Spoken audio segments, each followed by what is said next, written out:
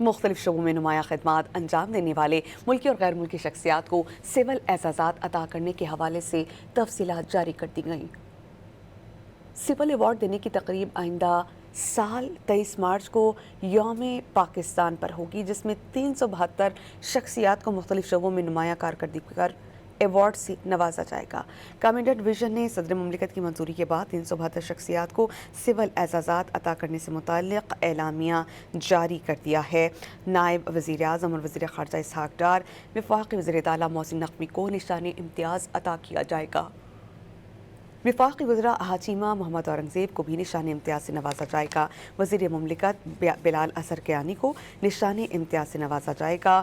D G I B Fawad Asadullah, attorney general Mansoor Usman Awan, chairman F B R Rashid Mahmood Langrial, secretary خزانہ امداد اللہ Bosal, secretary تجارتی جواد پال کو اور ساتھ ہی ساتھ چیئرمین پاکستان علماء کونسل علامہ حافظ طاہر اشرفی کو بھی تمغہ امتیاز عطا کیا جائے گا۔